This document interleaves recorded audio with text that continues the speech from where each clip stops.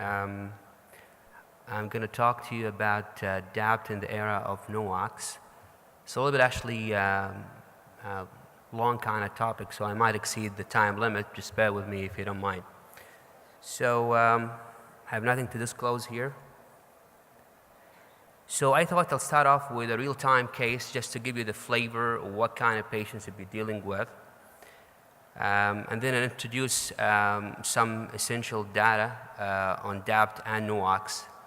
And then we'll try to find out whatever available in terms of using both. And then we'll go back to the case, and then we sum up the findings and the conclusions. So Mr. WH is a 67-year-old male with an ER visits in May 2014 with worsening shortness of breath over 2 weeks' time. He has no chest pain, palpitations, or syncope. His presentations at that time was consistent with exacerbations of heart failure. His cardiac risk factors include hypertension, diabetes, and dyslipidemia. He's got an extensive past medical history. As you could see, he had a PCI done into the LAD in 2004. He's also had an AV block with pacemaker insertions in 2013. He's also known to have obstructive sleep apnea, CPAP. He had atrial fibrillation with ablation that was partially successful, but basically then it remets in 2008.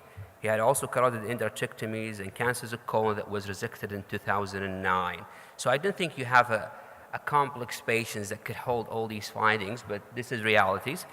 So medication, dabigatran, 110 milligram BID with metoprolol, 25 milligram POBID, Lipitors, amlodipines, and some other medications. So his heart failure symptoms was improved on IV Lasix. His echo showed functioning bioprosthetic aortic valve with mild gradient. His left ventricular function was normal apart from septal and apical akinesis. His angiogram at this time showed chronic total occlusions at the RCA, LAD de novo lesion at 90% we thought to be the culprit, and a circ lesion that is 50%. The patient underwent PCI to the culprit LAD on May 22, 2005, utilizing everolimus drug-eluting stents. So the questions now, what should we do with the antiplatelet treatment in the presence of oral anticoagulations? What are the choices that we have in hand? Aspirin, Plavix, warfarin, stop dabigatran, clopidogrel versus with warfarin, dabigatran with clopidogrel and aspirin. For how long, and what other considerations would you do for these patients? So dual antiplatelet treatment has been proven to be efficacious and essential in patients with acute coronary syndrome in several trials, as you could see. So the typical or the first anti-ADP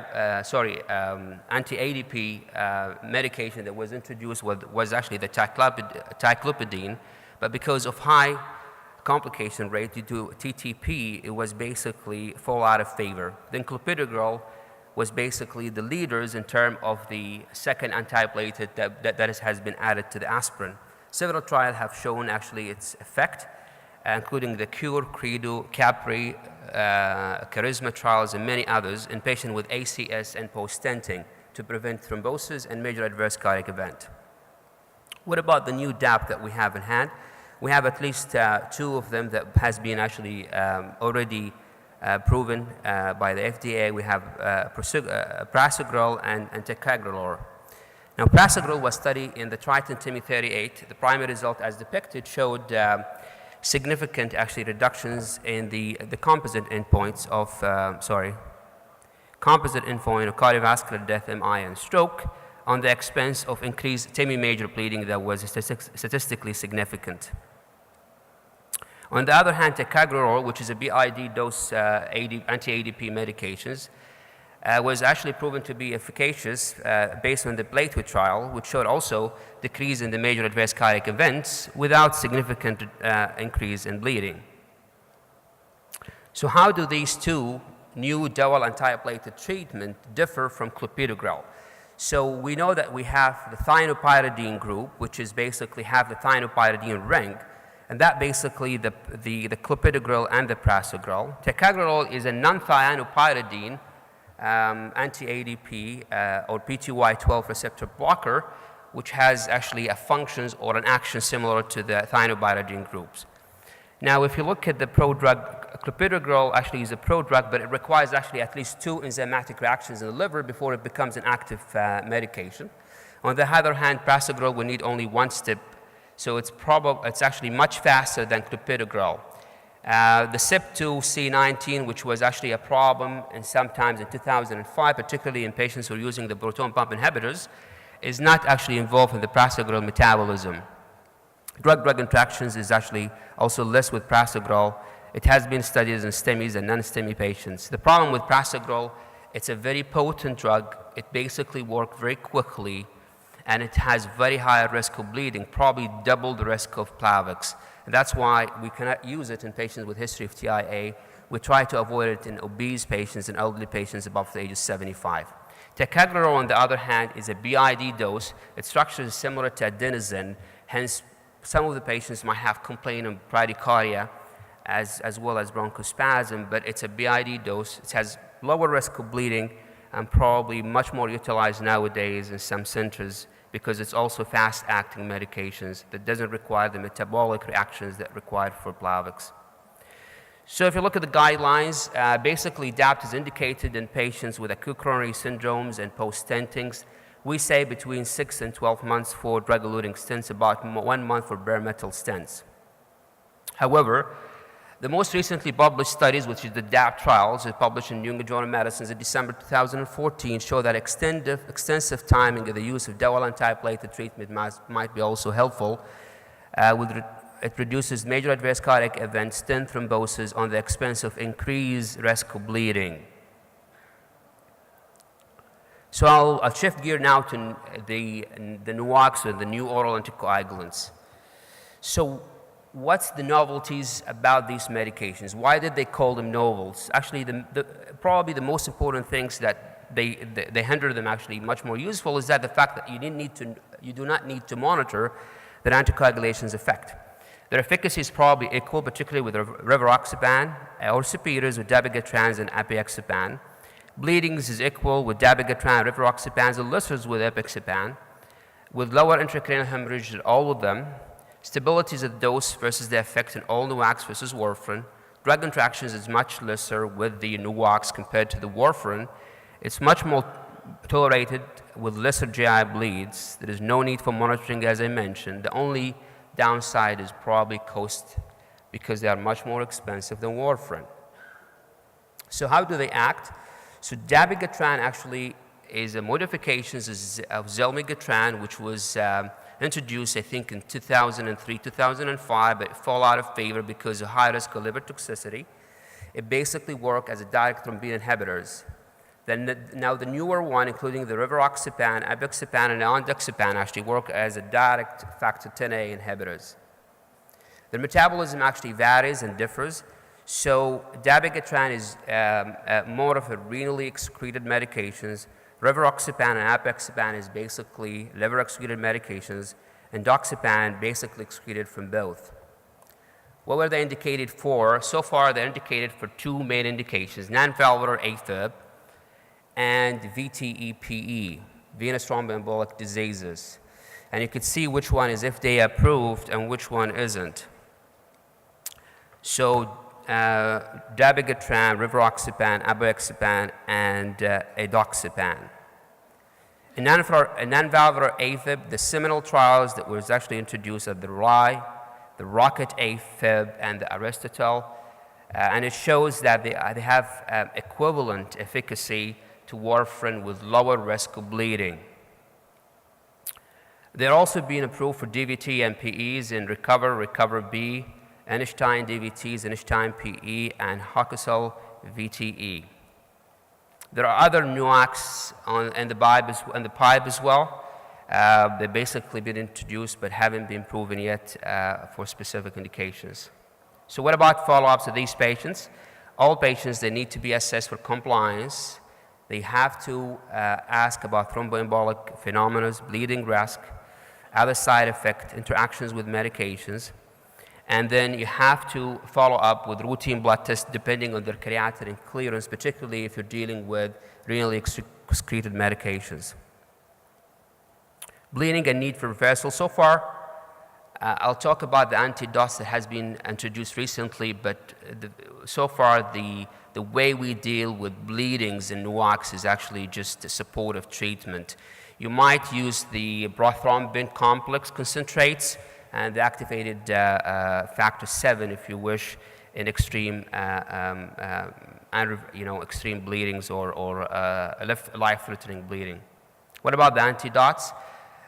Recently introduced, there is a new antidote called the Andaxonate, which is basically a recombinant glycoprotein that inhibits the serine at position 419, switch it to alanine, and basically deactivate the abiaxapan. I think there is a randomized control trial that is going on at this point in time with rivaroxapan as well as abiaxapan.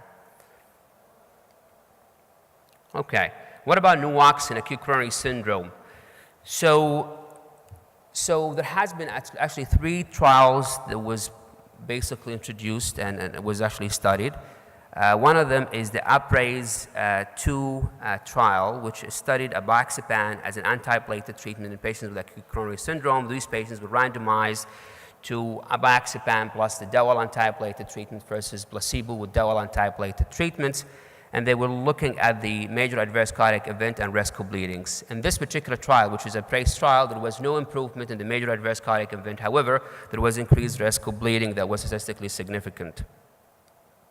The second trial is what we call the ATLAS 2 trial, or the ATLAS TIMI 51 trial, which studied actually rivaroxapans in patients with recent acute coronary syndrome. Patients were basically randomized to placebo versus 2.5 or 5 milligram of rivaroxapan over a mean period of 13 months in addition to the standard DOAL antiplatelet treatment. And this particular trial showed statistically significant improvement in major adverse cardiac event compared to placebo with lower risk of bleeding when you use the 2.5 dose. So remember, this trial, the ATLAS, was positive, the UPRAISE was negative. There was also the RUBY 1 trial, and the RUBY 1 trial actually was on the diraxapan. Unfortunately, this was underpowered, so it didn't reach statistical significance in terms of MACE, but there was definitely an increased risk of bleeding. So what did we learn from these 3 trials?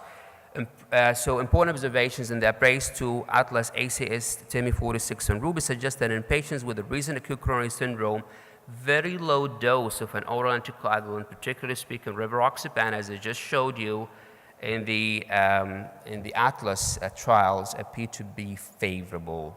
However, this did not actually change the guidelines so far because it's 1 out of 3 trials. So what about the guidelines? So there is no specific guidelines as far as the ACC-AHA, but the European Heart Rhythm Society will give you a general idea of how to do when you face a patient who's already on NUACs in terms of acute coronary event. What you have to do is to stop the NUAC at first, then you start your antiplatelet treatment that you're supposed to start. You favorably probably will start with the fastest P2Y12 like ticagrelor.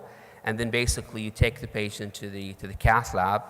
Preferably you put bare metal stent if you think the patient has other additional risk factors that needed actually anticoagulation for.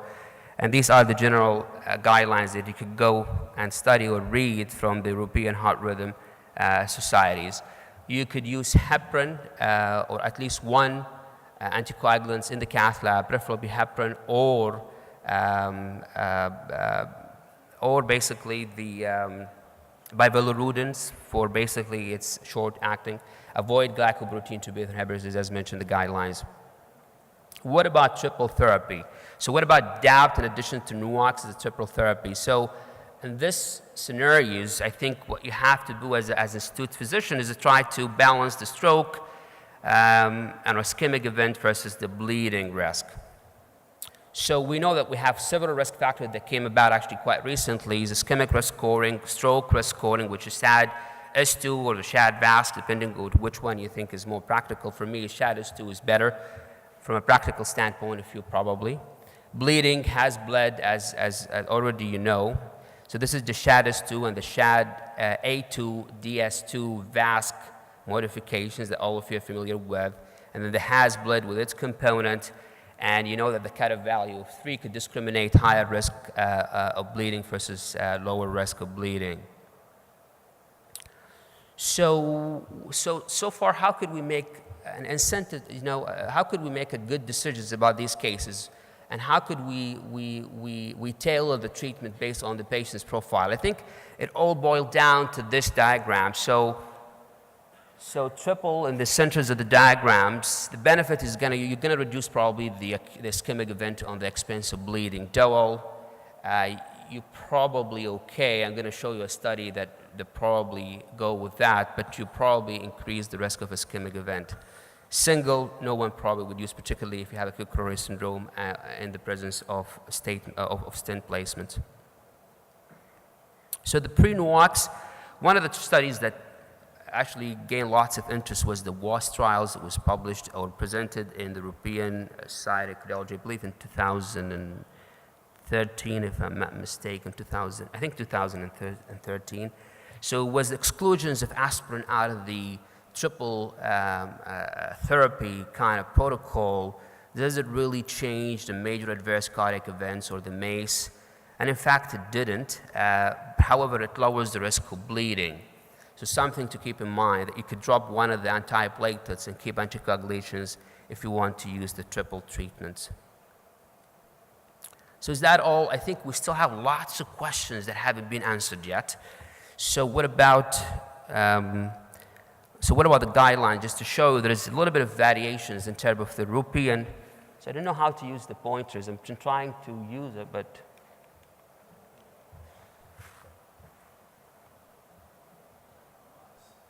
Okay, what about this? Okay. So if you look at the European Society of Cardiology versus the ACCP or American College of Chest Physicians guidelines, there's a bit of variations in terms of the bare metal versus drug-eluting stents versus acute coronary syndromes. The bottom line is, if you want to use the triple treatments in the presence of bare metal stent, you could use aspirin Plavix for 1 month and just warfarin. If you want to go with a drug-eluting stent, you use aspirin and Plavix, minimum of 3 months if you're using the Olamus or sirolimus kind of biodegradable material versus the Taxils, you should go for 6 months. Plavix will go for a long time in addition to warfarin.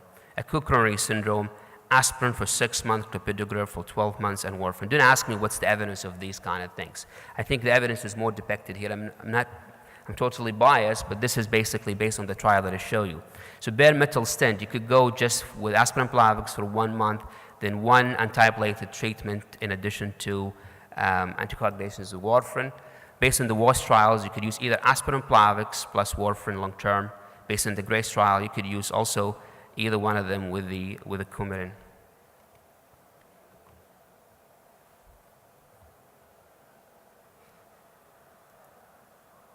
So other question.